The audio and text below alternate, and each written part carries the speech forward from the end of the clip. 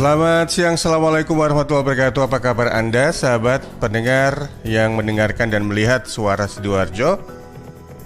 Mungkin di antara Anda ada yang bertanya-tanya ya, kok jam 1 ini penyiarnya ngomong? Ya, untuk edisi hari Sabtu ini dan insya Allah setiap minggu kami hadir bersama sahabat-sahabat dari LPBHNU, Lembaga Penyuluhan dan Bantuan Hukum NU Kabupaten Sidoarjo, berbincang seputar hukum, atau nama program acaranya adalah Ngaji Hukum. Nah, untuk kesempatan siang hari ini tema kita adalah sosmed, sosial media pisau bermata dua, bersama Sudiro Husodo SHI, SH, MH, MKN.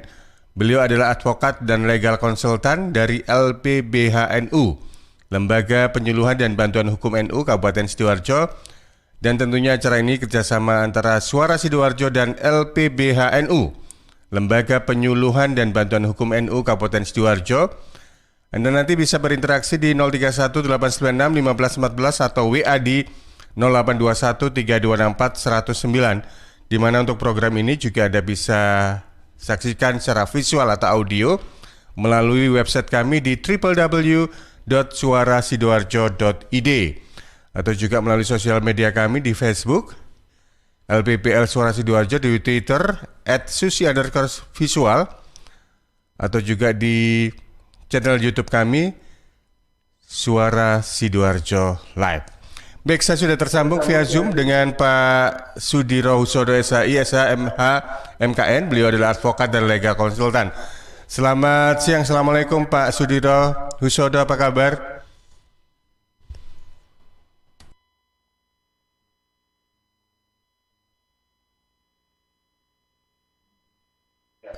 Halo Pak Sudiro Husodo, bisa mendengarkan suara saya?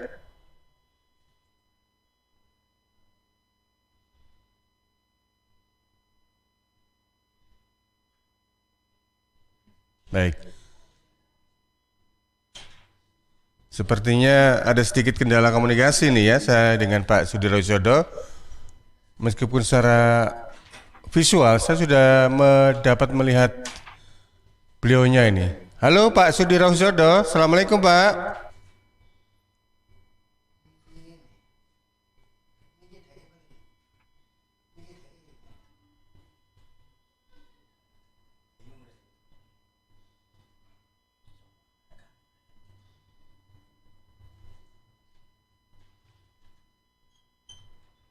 Oke, baik. Kelihatannya Pak Sudiro Husodo lagi sibuk ini untuk membenarkan atau membenahi sedikit untuk aplikasi Zoom-nya. Kita ikuti dulu beberapa pesan berikut ini. Tisu, masker, hand sanitizer, apa lagi ya? Situ mau kerja atau mau camping sih? Kayak mau naik gunung aja. Hello, selama ini kemana aja? Ini yang perlu disiapin buat adaptasi kebiasaan baru alias new normal. Sekarang ini kita kudu dan harus terbiasa dengan kebiasaan hidup sehat, bersih, sesuai protokol kesehatan. Saat ini kita dalam perubahan pola hidup dalam situasi pandemi COVID-19. Jadi kita perlu melaksanakan adaptasi kebiasaan baru atau protokol kesehatan dalam kegiatan sehari-hari. Jangan lupa pakai masker, tetap jaga jarak, sering cuci tangan pakai sabun dengan air mengalir. Sediakan hand sanitizer kemana-mana. Kalau flu, di rumah saja. Nggak perlu bersalaman, say hello saja. Kalau nyampe di rumah, langsung mandi. Gunakan uang elektronik. Kalau naik kendaraan umum, jaga jarak. Balita atau lansia, di rumah saja. Ayo menuju new normal dengan melaksanakan protokol kesehatan dan menerapkan adaptasi kebiasaan baru.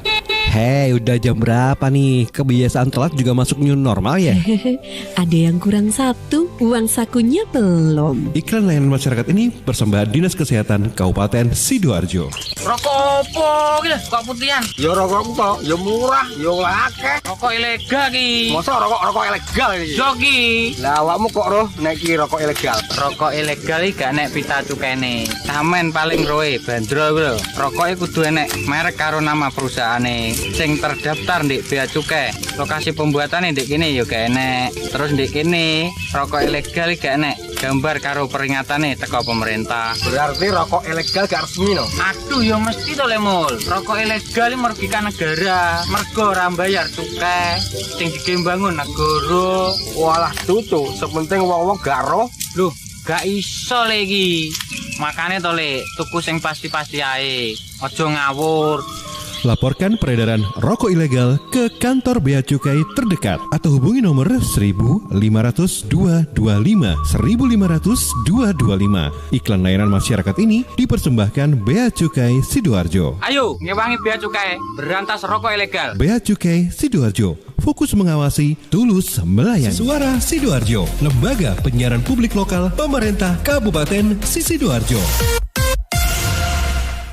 Baik sahabat Suara Sidoarjo, seperti yang saya sampaikan di awal pembukaan tadi dan juga flyer yang sudah kami distribusikan di berbagai sosial media, di mana untuk interval waktu jam 1 sampai jam 2 siang kita ada program ngaji hukum bersama Sudiro Husodo SHI, SH, MH, MKN, advokat dan legal konsultan dari LPBHNU, Lembaga Penyuluhan dan Bantuan Hukum NU Kabupaten Sidoarjo.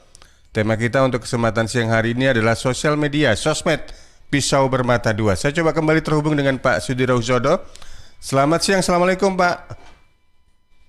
Waalaikumsalam warahmatullahi wabarakatuh. Alhamdulillah ini bisa tersambung secara audio dan juga visual ini tentunya. Kabar sehat, kabar baik ya Pak Sudiro Husodo ya? Alhamdulillah. Ini bisa didengar dengan baik suara saya Mas? Sangat clear sekali Pak di sini Pak Sudiro. Oh ya, terima Baik. kasih. Ini mungkin di antara banyak netizen atau warganet yang melihat siaran kami yang barangkali juga sedikit kepo, pengen tahu posisi sekarang ini ada di kantor atau di rumah ini? Kok di belakang banyak buku-buku semacam kayak library room gitu ya, ruang perpustakaan begitu ya? Ya, ini adalah kantor saya, jadi tempat saya untuk bersemedi. Di Sidoarjo?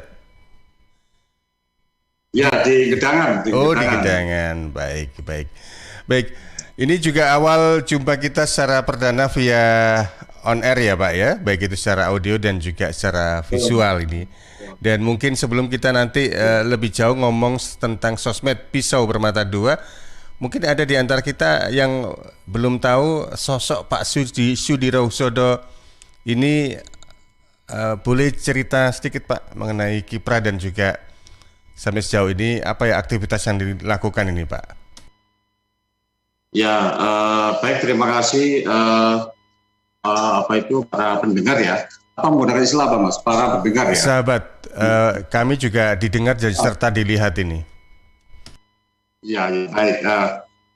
Kenalkan saya Sudiro Husodo, saya sebagai seorang advokat sekaligus sebagai Sekretaris LPBHNU Sidoarjo. Jadi kiprah saya sudah banyak bekerja di bidang sosial sudah lama, mulai tahun 2000 sampai kita mendirikan sebuah yayasan yang didanai oleh USAID di Amerika, Australia, dan sempat juga kuliah 2 tahun di Australia. Kemudian saya aktif sebagai seorang penasihat hukum mulai tahun 2004 dengan menjadi beberapa ketua lembaga bantuan hukum. Nah, kemudian untuk bergabung di LPBHNU itu mulai tahun 2016 sampai sekarang. Jadi itu Mas kira-kira. Baik. Kalau melihat dari gelarnya juga ada Magister Kenotariatan, notaris juga sepertinya Pak Sudiro ini. Ya, saya mengikuti proses pendidikannya, jadi kuliah di kenotariatan, kemudian ikut proses ujian ALB, tetapi sampai sekarang kami belum mengajukan untuk disumpah sebagai notaris. Oh, masih belum begitu Pak ya, tapi secara istilahnya itu pendidikan dan gelar ini alhamdulillah sudah MKN begitu ya Pak Sudiro ya. Sudah. Baik. Ya mudah-mudahan nanti bisa merambah menjadi seorang notaris juga ini. Oh, enggak bisa. Jadi bisa, harus ya? Jadi seorang advokat atau notaris. Nanti kalau membuat merangkap 2 jabatan, maka akta yang telah dibuat, maka itu akan batal demi hukum. Baik, jadi istilahnya harus pilih salah satu begitu ya. Tapi minimal dengan pendidikan dengan notaris ini kan kalau diajak ngobrol soal tanah dan sebagainya, perjanjian itu, insya Allah Pak Sudiro ini juga sangat expert atau paham begitu loh. Insya Allah. Baik. Tema kita untuk siang hari ini adalah sosmed pisau bermata dua. Bisa dijelaskan terlebih dahulu nih Pak sebelum kita ngobrol lebih jauh tentang sosial media. Kita tahu bahwasanya Seringkali atau kalau kita baca di berbagai media itu kan akhirnya orang yang ketangkep, diciduk karena menyampaikan ujaran kebencian, ancaman, macam-macam begitu ya. Tapi kalau kita mensikapi dari perspektif hukum, sebenarnya sosial media itu seperti apa ini Pak Sudiro? Ya, baik. Terima kasih bahwa sahabat sekalian, bahwa kita ini sekarang ini hidup di dua alam ya. Jadi kalau bahasa Jawanya itu yang pertama adalah alam kasunyatan, alam nyata seperti kita hidup sekarang ini. Dan yang kedua itu adalah alam mayantara. Alam mayantara ini adalah alam yang awang-awang. Jadi kalau secara biasanya dalam sebuah kaidah hukum bahwa seseorang itu akan melakukan tindak pidana apabila kegiatan dia sehari-harinya apa, dengan siapa, di mana tempatnya. Jadi itu. Kemudian sekarang zamannya juga alam antara. Kita duduk di rumah, di dalam ruangan saja, kadang-kadang kita bisa melakukan perbuatan pidana, ya, dengan cara mengomentari status medsos ya, media sosial orang lain, ya kan. Dan di situ ada konten atau muatan ujaran kebencian, atau melakukan tipu gelap, penipuan, atau kejahatan-kejahatan carding, atau misalnya pembobolan kartu kredit, itu nggak perlu kita keluar. Kita cukup di rumah, ya kan, melakukan aktivitas itu bisa. Jadi oleh karena itu, zaman sekarang ini harus memang harus hati-hati. Kebanyakan ya ke depan ini juga nanti akan banyak pidana itu yang dilanggar itu adalah di pidana-pidana mayantara. Jadi kalau kita misalnya ya kan melakukan pencurian, pembunuhan, maka kita harus bertindak melakukan aktivitas. Tapi kalau mayantara nggak perlu, kita duduk aja sudah bisa melakukan. Sehingga oleh karena itu ini sangat penting untuk disosialisasikan kepada masyarakat gitu ya. Jadi apalagi sekarang ini rata-rata pegang HP itu rata-rata 2 dan banyak mengikuti install media-media sosial kan gitu kan. Iya. Nah, seperti itu. Nah, kemudian kalau konteks media sosial itu apa ya? Ini memang ada banyak definisi gitu ya terkait dengan media sosial itu, terutama oleh pakar gitu ya. Jadi kalau mengacu misalnya begini ya, sarana yang digunakan oleh orang-orang untuk berinteraksi satu sama lain dengan cara menciptakan, berbagi serta bertukar informasi dan gagasan dalam sebuah jaringan dan komunitas virtual. Wah, ini definisi ini tanpa batas. Ya, jadi saya bisa berkomunikasi dengan warga negara Amerika, Australia, ya, Arab Saudi, Timur Tengah dan sebagainya. Kita bisa komentar, bisa nge-tweet dan sebagainya. Jadi inilah dunia mayantara yang tanpa ada batas, ya. Makanya dalam tidak ada locus delicti-nya, ya kan, kejadian perkaranya ini sudah kurang begitu diperhatikan lagi di dalam undang-undang ini. Gitu ya, jadi termasuk juga timingnya ya kan, locus delicti tempatnya dan juga tempus ya waktu. Ini tanpa batas sudah kalau kita bicara soal dunia mayantara. Sahabat sekalian, medsos itu banyak sekali jenisnya ya, dan ini luar biasa di Indonesia itu banyak penggemarnya ya. Jadi mulai dari YouTube ya kan, kemudian WhatsApp, Facebook, Instagram, ya, TikTok, ya, Line, Twitter, Reddit, Pinterest, dan Tumblr ya. Nah, dan ini YouTube ini, para sahabat, itu telah digunakan kurang lebih 150 juta pengguna media sosial di Indonesia. Luar biasa nih, ya kan? Jadi peminat YouTube-nya itu banyak. Kadang-kadang satu orang punya 2 akun, 4 akun, 5 akun, kan begitu kan?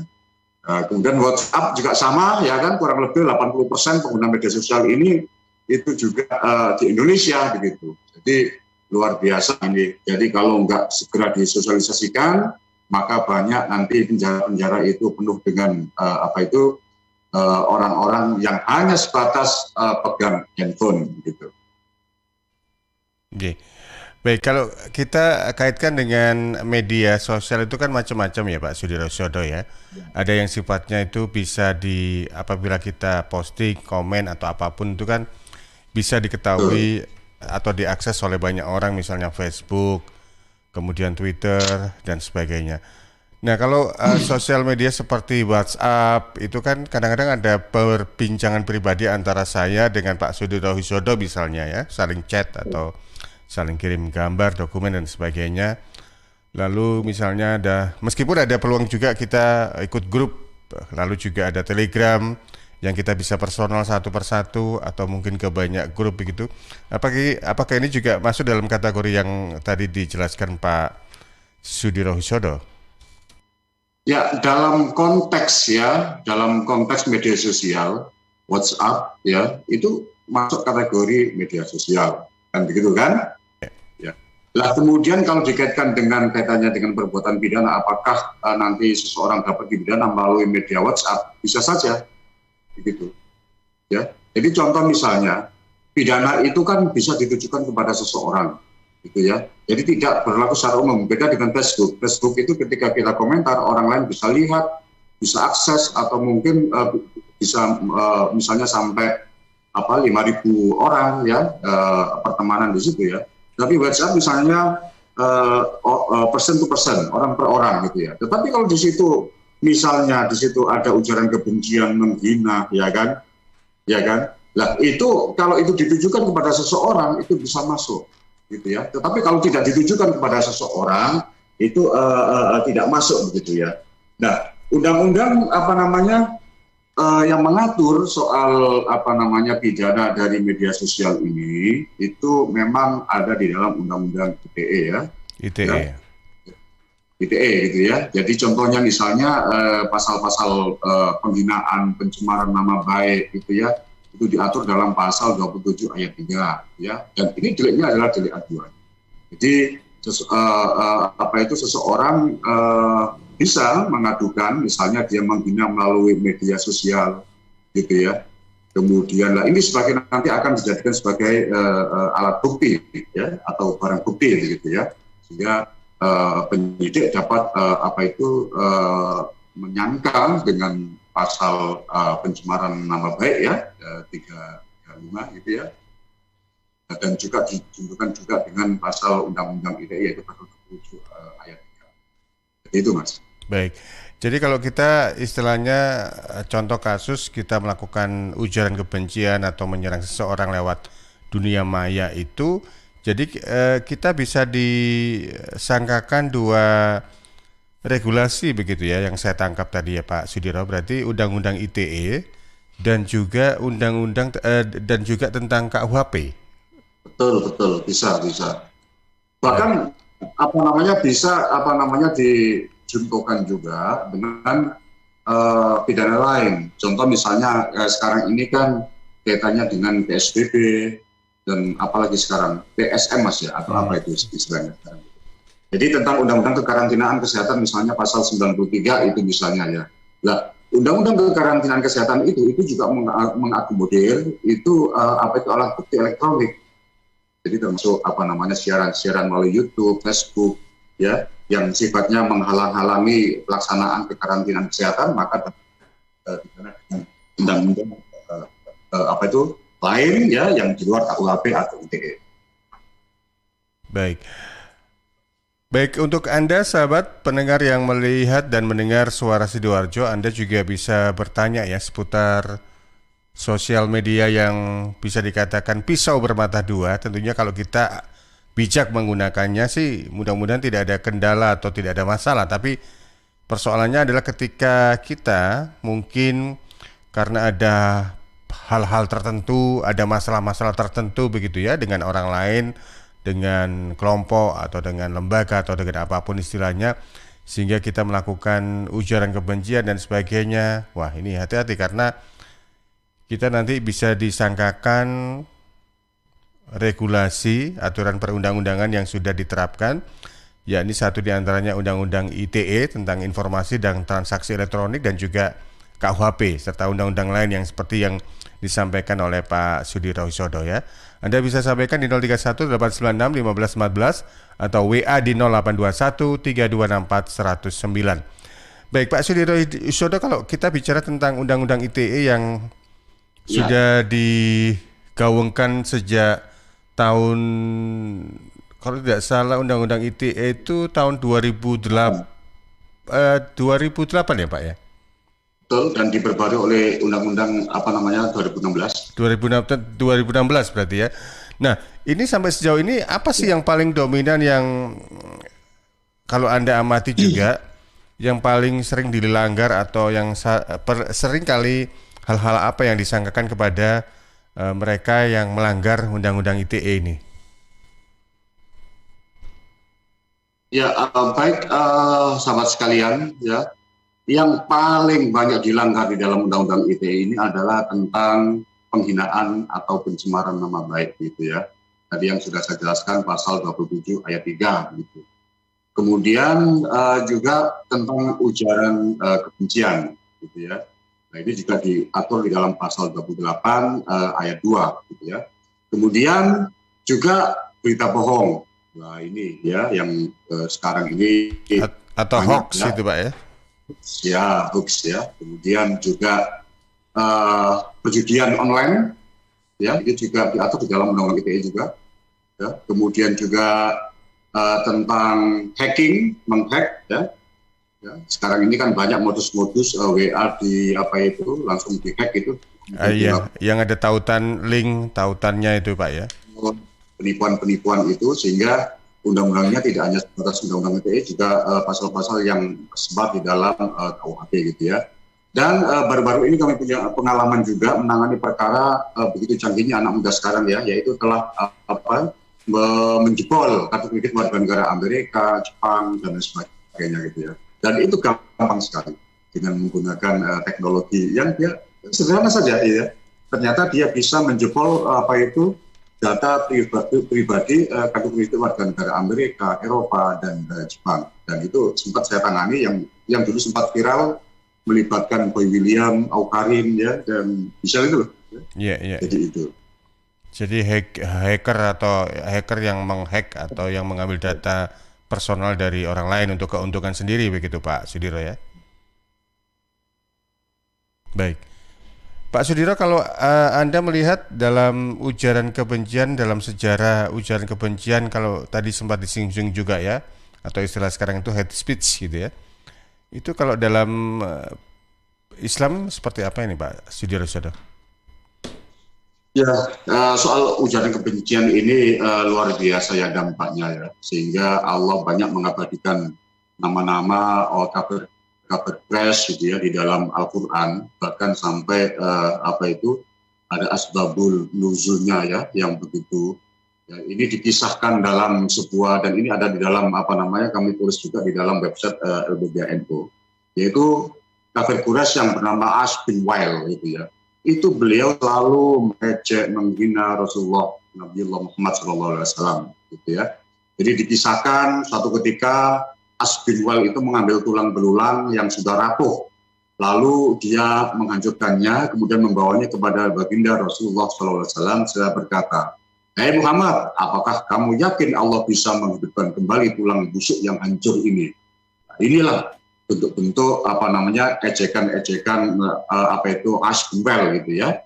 Kemudian Nabi Muhammad SAW tegas bersabda, "Iya, dan Allah akan memasukkan kamu ke neraka." Nah, kejadian ini diabadikan dalam surat Yasin. Wadharabana mathalau wa nasiya khalqa qala may yuhyil 'idhama wa hiya ramim. Jadi, dan dia membuat perumpamaan bagiku dan melupakan asal kejadiannya. Dia berkata, siapakah yang dapat menghidupkan tulang belulang yang telah hancur luluh ya? Maka katakanlah wahai Muhammad ya, qul yuhyihal ladzi ansha'aha awwala marrah wa huwa bikulli khalqin azim ya, yang akan menghidupkan dialah Allah yang menciptakannya pertama kali, dan dia Allah maha mengetahui dan tentang segala makhluk. Dan bahkan Rasulullah SAW ketika di Yaumul Hasni, yaitu hari kesedihan Rasulullah ketika Sayyidah Khadijah meninggal dunia, kemudian putranya juga meninggal dunia gitu ya, yaitu Sayyid Qasim ya.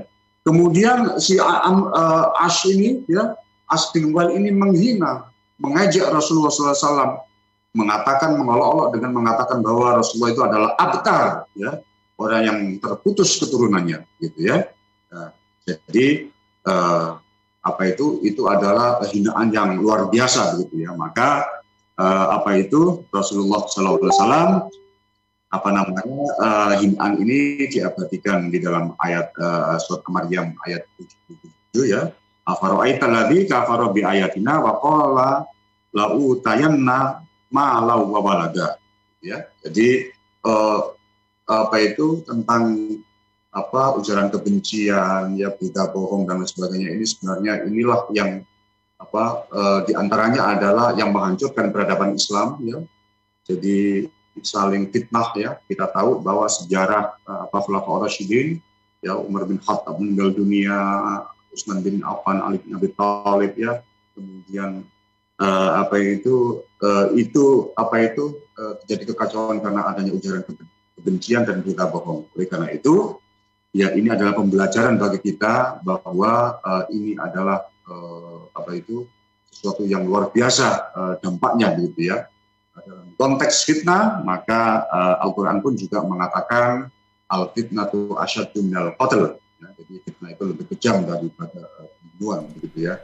Jadi ini kalau kita menengok pada sejarah Islam. Baik Pak, saudara-saudara, kita jeda dulu, kita ikuti beberapa commercial break, nanti kita akan ngobrol kembali, dan juga sepertinya sudah ada beberapa pertanyaan yang sudah disampaikan lewat WA di 08213264 109. Nanti akan saya bacakan untuk Anda sahabat ya, yang sudah kirim pertanyaan, baik itu lewat SMS atau WA. Kami akan kembali sesudah beberapa pesan berikut ini. Suara Sidoarjo, lembaga penyiaran publik lokal pemerintah Kabupaten Sidoarjo.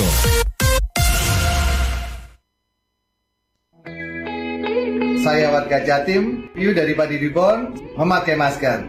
Memakai masker melindungi kita dari risiko penularan COVID-19 hingga 75%. Maskerku melindungimu, maskermu melindungiku. Jatim tangguh. Dan ternyata cinta.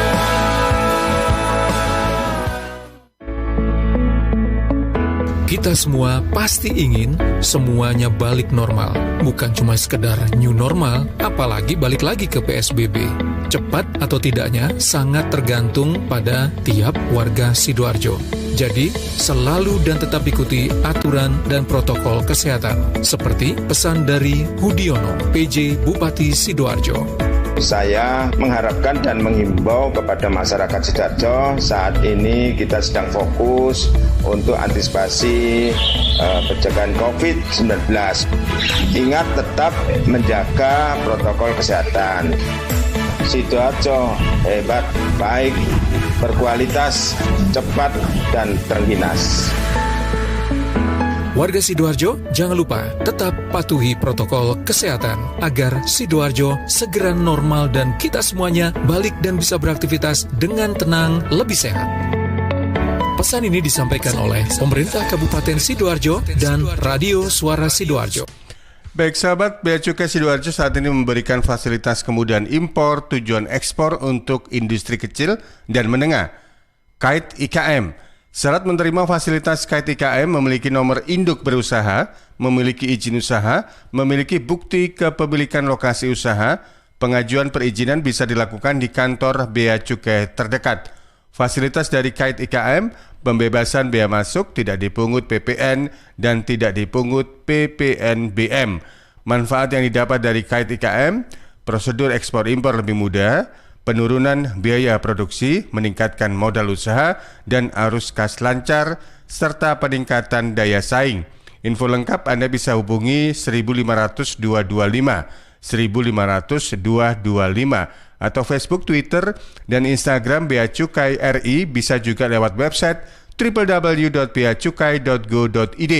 Informasi ini dipersembahkan oleh Bea Cukai Sidoarjo, fokus mengawasi, tulus melayani. Suara Sidoarjo, lembaga penyiaran publik lokal pemerintah Kabupaten Sidoarjo.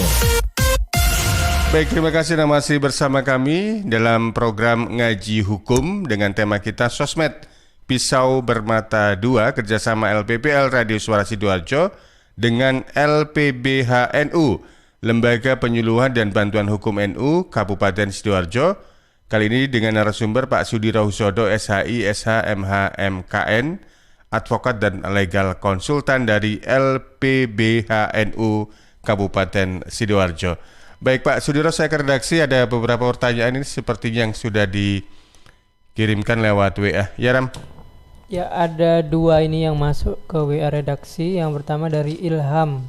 Banyak kasus yang berkaitan dengan medsos itu yang kena cuma personalnya saja, tapi dari platform medsos sendiri tidak ikut bertanggung jawab, padahal mereka harusnya juga bertanggung jawab mengawasi penggunanya. Nah, itu seperti apa hukumnya, Pak? Kemudian yang kedua ini dari Abid. Kalau seseorang menemukan konten porno yang di-share orang lain, bagaimana caranya orang itu melaporkan? Apakah bisa dilaporkan secara online, Pak? Baik, terima kasih untuk Mas Ilham dan juga Mas Abid ini ya. Iya, ditanggapi dulu Pak Sudiro 2 pertanyaan tadi. Ini ada juga SMS yang sudah masuk, tapi monggo jenengan tanggapi dulu pertanyaan dari Pak Ilham dan Pak Abid atau Mas Abid tadi. Yang pertama dari Pak Ilham dulu gimana Mas? Yang pertama tadi banyak orang yang mengeluh tentang misalnya ada hate speech atau ujaran kebencian begitu ya. Selain orangnya yang dilaporkan, apakah platformnya bisa dilaporkan misalnya melakukan istilahnya ujaran kebencian lewat Facebook begitu? Apakah Facebooknya juga bisa dilaporkan nggak ini Pak Sudiro?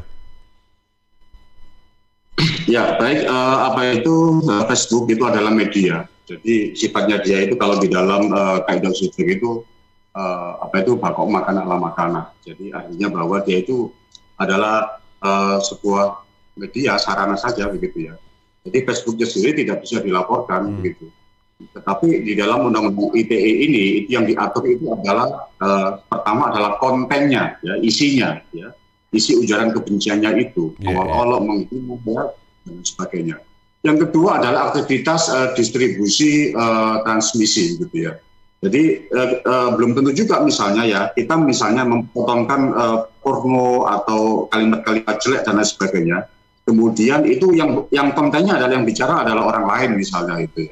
Tetapi kita yang melakukan transmisi, mengupload dan lain sebagainya, distribusi, menyebarkan dan lain sebagainya, maka itu kita kena. Contoh misalnya dalam kasus Sugi Nur Haja gitu ya, yang Jakarta itu ya, dia kontennya menghina ulama gitu ya. Mestinya akun yang digunakan untuk distribusi itu harus disita juga begitu. Jadi perbedaan antara perkara itu perkara biasa atau perkara ITE itu tergantung dari jenis perbuatan itu sendiri dan juga media yang digunakan. Jadi kalau itu perkara ITE tentu akun-akun itu juga harus disita dan selanjutnya digunakan untuk digital forensik. Jadi dalam hal ini pihak Facebooknya sendiri tidak bisa dilakukan tindak pidana gitu ya. Dikaitkan ya, dicontohkan misalnya delik 55 penyertaan ya, itu tidak bisa. Iya, baik. Kemudian pertanyaan yang kedua dari Pak Abid tadi, kalau tidak salah saya dengar tadi share situs atau link ke porno ini. Iya. Itu yang kalau misalnya dilaporkan yang share-nya yang kena atau yang konten pornonya ini yang kena ini. Misalnya ada artis begitu ya. Kan kapan hari itu kan yang ini ya, artis inisial G gitu kan. Yang sempat durasinya kurang lebih 19 detik itu kan banyak di-share di berbagai media sosial begitu. Nah, pelakunya kalau tidak salah itu kan tidak berniat untuk membuat ini untuk umum gitu, tapi akhirnya kena juga gitu. Tapi sementara yang menyebar pertama juga kena ini. Ini bagaimana untuk perlakuan hukumnya nih Pak Sudiro? Ya, memang kalau di dalam pidana itu memang harus ada mens rea ya. Mens rea itu adalah niat jahat gitu. Itu adalah yang penting yang harus digali oleh penyidik sebelum atau polisi yang penyidik gitu ya di dalam menetapkan seseorang sebagai tersangka gitu ya. Kalau misalnya dalam peristiwa itu dia hanya melakukan misalnya suami istri melakukan hubungan badan di video gitu ya untuk kepentingan pribadi gitu misalnya ya, saya kira itu mens rea-nya tidak ada gitu ya. Ya, untuk meningkatkan libido seksual diri sendiri itu ya silakan gitu kan, tapi ketika HP itu hilang ya, kemudian ternyata ada video itu, kemudian ada orang yang menemukan itu, melakukan transmisi, membagikan, menyebarluaskan gitu ya, maka seharusnya penyidik itu harus bijak juga bahwa yang dapat dikenakan Undang-Undang ITE itu adalah yang melakukan transmisi distribusi ya, bukan orang yang melakukan itu. Tetapi kalau tujuannya adalah memang untuk disebarluaskan kepada orang lain, contoh misalnya di di YouTube, di mana-mana lah begitu ya. Kalau YouTube mungkin ada sensor ya, atau di website dan sebagainya, itu tujuannya misalnya untuk ya mencari pelanggan ya, yang SKP itu ya, puru-puru itu atau apalah begitu ya. Misalnya gitu ya. Nah, maka tujuan seperti itu ya masuk juga dalam konteks pornografi dan juga kena undang-undang ITE juga. Jadi, dan tentunya ini peran daripada penyidik. Jadi ini kan masih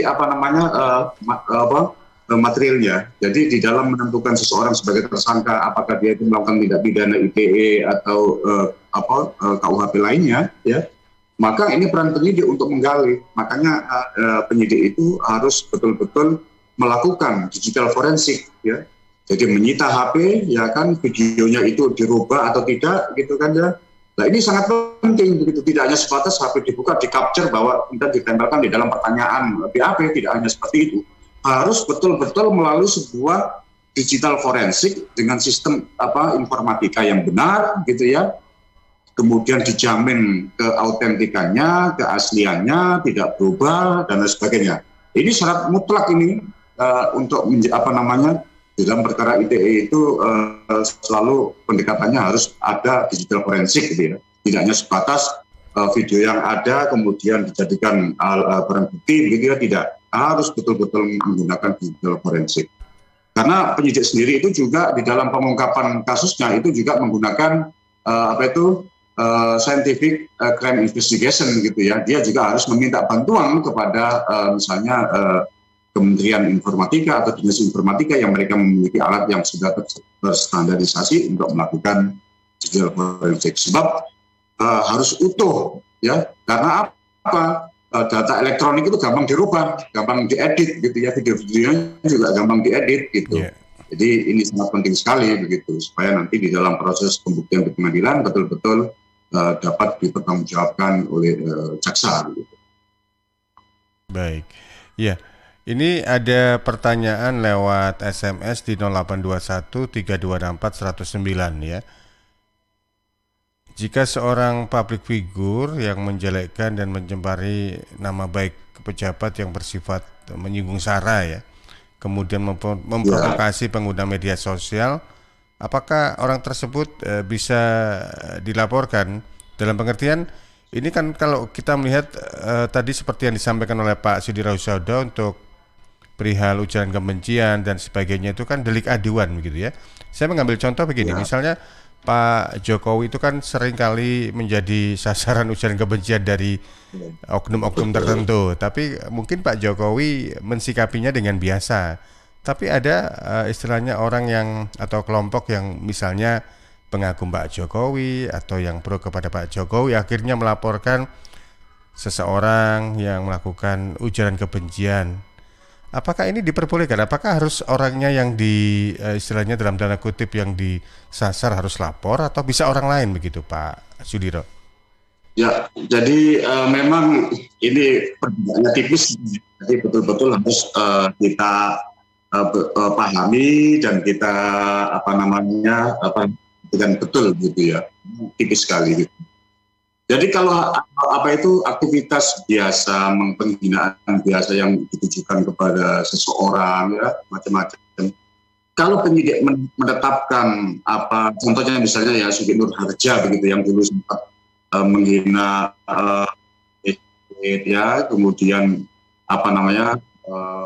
tokoh-tokoh NU atau ulama lain lah misalnya begitu ya, maka itu kalau penyidik menetapkan menggunakan pasal 27 ayat 3 ya, jadi yang mana gramatikal misalnya itu dengan sengaja tanpa mendistribusikan dan atau transmisi ya, membuat dapat diakses informasi elektronik, artinya itu pasal 27 ayat 3 gitu ya. ini kategorinya adalah delik aduan. Jadi kalau delik aduan maka harus ada yang mengadukan, ya. Orang yang merasa menjadi korban itu datang kepada penyidik atau penyidik bagian negeri sipil, gitu ya. Atau kalau tidak melalui kuasanya itu untuk mengadukan orang yang melakukan pencemaran nama baik tadi, gitu ya. Nah, ini adalah delik aduan. Jadi kalau ketika itu delik aduan maka terserah dia, gitu ya. Kalau misalnya dalam prosesnya nanti dia mau mencabut aduannya, ya bisa, gitu ya. Jadi bisa dihentikan gitu. Tetapi kalau itu menyinggung masalah SARA, begitu ya, seperti beberapa belakangan ini, ya, suku-suku tertentu, gitu, kemudian ya seperti itu, gitu ya. Maka ini bukan merupakan delik aduan, gitu ya. Jadi ini termasuk pidana murni, gitu ya. Jadi kalau pasal di dalam undang-undang ITE-nya itu diatur di dalam pasal 28 ayat 2, gitu ya. Ya, jadi menyebarkan informasi yang ditujukan untuk menimbulkan rasa kebencian, permusuhan individu, kelompok, ya, masyarakat tertentu berdasarkan atas SARA, begitu ya. Jadi ini dampaknya, karena ini kalau itu dilakukan dan tidak diatur oleh undang-undang, dampaknya luar biasa. Bisa saja antar suku di negara kita ini saling perang, saling menghina, gitu ya. Nah, ini yang oleh karena itu ini bukan merupakan delik aduan tetapi delik murni, sehingga penyidik kan ketika ada orang tanpa aduan melakukan perbuatan penghinaan terhadap SARA, maka dia bisa langsung melakukan penangkapan, gitu. Baik. Jadi yang itu mungkin yang perlu kita istilahnya sikapi perbedaan antara delik aduan dan juga delik murni. Kalau ibaratnya sampai istilahnya itu akibatnya itu sampai berdampak luar biasa gede seperti suku, agama, ras dan sebagainya, itu kan tanpa harus dilaporkan, mereka yang melakukan ujaran kebencian atau penghinaan bisa bisa diproses, begitu ya Pak Sudiro, ya. Tidak harus menunggu pengaduan atau pelaporan dari masyarakat. Jadi penyidik, maka di Polri itu kan ada Direktorat Cyber Crime, gitu ya. Dia personilnya itu tiap hari melakukan patroli dunia maya, begitu. Jadi kita sebagai penikmat atau pengguna medsos, gitu ya, ya hati-hati, gitu ya. Jangan-jangan kita masuk ke disasar itu, ya kan. Jadi makanya gunakanlah media itu dengan baik, ya, sesuai dengan tujuan dan manfaatnya. Baik, seperti contoh kasus yang sekarang ini juga lagi banyak menjadi sorotan, yaitu postingan dari satu di antara petinggi partai politik itu ya, yang menyasar mantan anggota Komnas HAM, yang sifatnya itu melecehkan orang dan juga suku, begitu ya. Ini kan akhirnya dilakukan penetapan tersangka atas dirinya oleh pihak kepolisian. Baik, Pak Sudiro, kalau Anda melihat dari apa yang terjadi dan juga dalam perbincangan ini, apa sih yang perlu kita lakukan sebagai seorang pengguna sosial media supaya kita itu bisa bersikap bijak dan juga tidak sampai akhirnya berdampak secara hukum ya terhadap diri kita, itu apa sih yang perlu kita lakukan ini Pak Sudiro? Ya, jadi yang pertama begini ya, jadi tadi saya sampaikan bahwa sekarang kita hidup dalam di dua alam, gitu ya. Jadi alam kasunyatan, jadi alam kenyataan. Yang kedua adalah alam mayantara, alam dunia maya, begitu. Nah, alam kenyataan ini itu ada batasan-batasan. Kita tidak akan bisa melakukan pencurian kalau tidak dengan cara memasuki pekarangan orang lain. Di dalam undang-undang KUHP mengaturnya seperti itu, begitu ya, memasuki pekarangan orang lain dengan niat mengambil sesuatu, gitu ya. Nah, tetapi kalau berarti ada batasan, gitu. Tidak harus keluar, gitu ya, di malam hari, di siang hari dan sebagainya. Tetapi di dalam undang-undang ITE ini, ya, atau di alam mayantara ini, kita cukup duduk di meja itu sudah bisa melakukan perbuatan pidana apapun, gitu ya, pidana apapun. Oleh karena itu, ya kan, ini memang sudah zamannya seperti ini. Oleh karena itu, ya harus hati-hati begitu menggunakan media ini. Karena apa? Apa yang ada di dalam otak itu lebih cepat daripada apa yang kita lakukan. Otak kita mikir apa, tangan kita langsung bisa nulis cepat sekali, gitu ya, tanpa dipikir. Tapi kalau kita dengan orang lain misalnya bicara mau menghina, kita masih takut, oh itu ada bapaknya, takut kan begitu. Kalau sekarang ini kan tidak. Kalau kita misalnya diputus sama pacar kita begitu kan, macam-macam, ya kita bisa menghina, ya kan macam-macam begitu, mengedit gambarnya, kirim lah, itu sangat bahaya sekali begitu. Oleh karena itu memang perbanyak pengetahuan terkait dengan pidana-pidana ITE tentang medsos begitu ya. Yang kedua, jangan mudah gitu ya kita komentar gitu. Tentu harus komentar yang baik-baik begitu. Karena kalau kita komentar baik-baik, pertamanya terseret dengan begitu, terseret mengikuti komentar yang lainnya begitu. Lah ini sangat bahaya sekali. Oleh karena itu di dalam Islam itu sendiri, ketika kita dihina oleh orang lain atau tidak tahu persoalan itu dengan pasti, ya kan, maka kita jangan ikut-ikutan. Dan juga yang terpenting adalah tabayun ya, klarifikasi, menanyakan, benar nggak kamu melakukan ini itu, secara langsung datang begitu ya, dengan melalui media, benar nggak kamu ini, jangan gitu. Jadi memang silaturahmi memang penting untuk melakukan tabayun begitu ya. Jadi itu. Baik Pak Sudiro, mudah-mudahan kita termasuk sebagai seorang warga net istilahnya atau netizen yang bijak dalam menggunakan berbagai sosial media, karena seperti judul kita, sosial media itu bisa pisau bermata dua, bisa mengarah ke yang lain, bisa mengarah kepada diri kita begitu ya.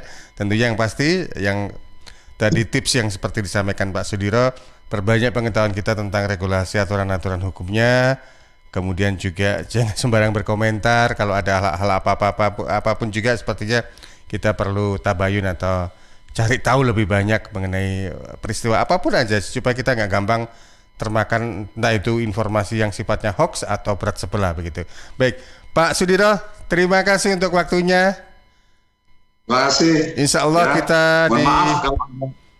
insya Allah di minggu depan kita akan bersua kembali tentunya dengan tema-tema seputar hukum ya, dan kita juga akan memperbanyak khasana wawasan kita tentang dunia hukum itu sendiri. Salam juga untuk sahabat-sahabat di LPBHNU Kabupaten Sidoarjo. Semoga sukses dan selalu sehat. Terima kasih. Assalamualaikum Pak Sudiro. Waalaikumsalam warahmatullahi wabarakatuh. Baik, demikian tadi sahabat bersama dengan Sudiro Husodo SHI, SH, MH, MKN, advokat dan legal konsultan dari LPBHNU, Lembaga Penyuluhan dan Bantuan Hukum NU Kabupaten Sidoarjo, dalam program ngaji hukum yang hadir setiap Sabtu mulai jam 1 sampai jam 2 siang. Tema kita adalah sosmed pisau bermata dua. Untuk Anda yang terlambat tadi mengikuti, jangan sedih karena Anda bisa cek untuk hasil rekamannya melalui kanal YouTube kami di Suara Sidoarjo Channel. Suara